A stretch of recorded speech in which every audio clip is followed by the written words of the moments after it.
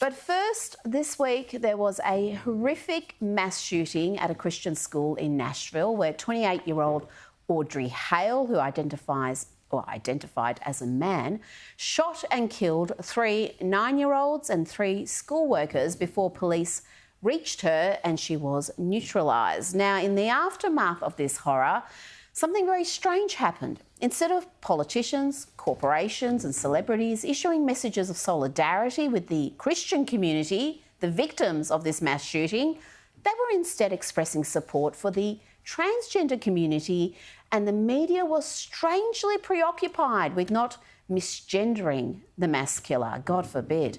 And we even had stories about how the killer could have been a children's book illustrator.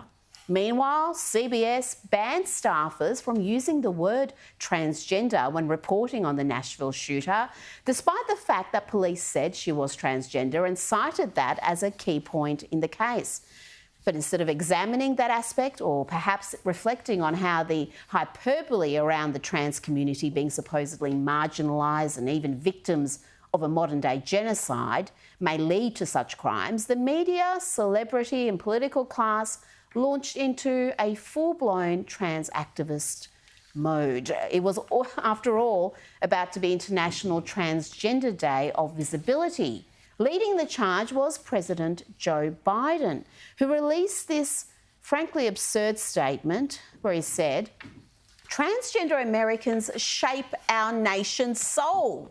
Proudly serving in the military, curing deadly diseases, holding elected office, running thriving businesses, fighting for justice, raising families and much more.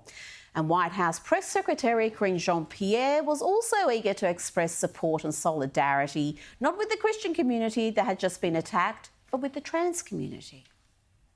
It is shameful, it is disturbing, and our hearts go out to the trans community as they are under attack right now. And celebrities were no better. Take superstar and freak show Madonna, who posted a message of support for the trans community in Nashville and said she'll be donating some of the proceeds from her concert there to the trans community. Not the school that was just attacked in Nashville, no, not that one. She was also posted a bizarre message about supposed laws and not messing with drag queens. That is the state of the culture right now. Celebrities, corporates, and the overwhelming majority of the media relentlessly pushing the trans activist rhetoric. You saw that right here in Australia and New Zealand with the manner in which the Let Women Speak tour was covered.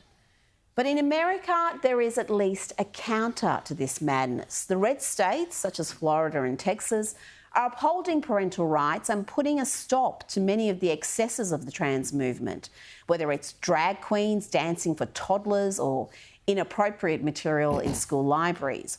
Virginia is another state where parental rights and what children are taught in class became a top-line issue that saw the state flip from Democrat to Republican.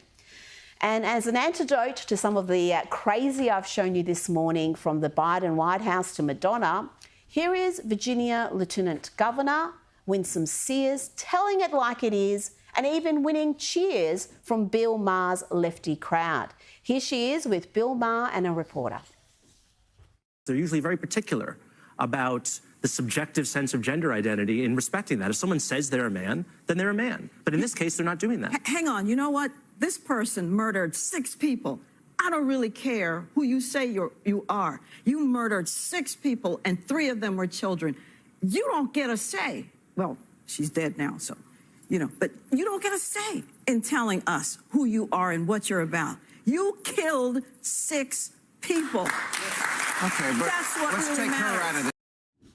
She wasn't done there. She then talked about the wider issue of parental rights and protecting children from inappropriate content and indoctrination.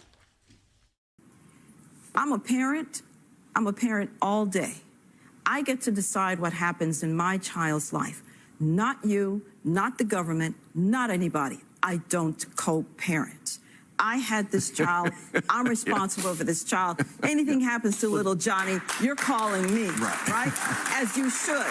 Right. So what I'm saying, hang on. So what I'm saying now is, if I don't want my child given lap dances at school by a drag queen, I don't want it done. Right. That's happening. But do you think the state should have the right? Do you think the state should have the right to interfere? I'm talking about as a parent. Well, I am a parent. I mean, Forget the state. I'm a parent. lap dances. This is my child. I will make a decision about what happens with my child. I'm not sure lap dances. It's happening. Don't you see it? No, there's drag queen story out. There are definitely drag queens reading to children. There are drag queens that are doing pole dances. There are drag queens that are in school. What? Bill, you gotta read more. Bill, you got to read more. Just watch Outsiders, Bill. We've shown dozens, maybe hundreds of clips of children being exposed to highly sexualised material in the name of diversity and inclusion. Parents in the red states of America are fighting back. Heck, they're fighting back in lefty Scotland.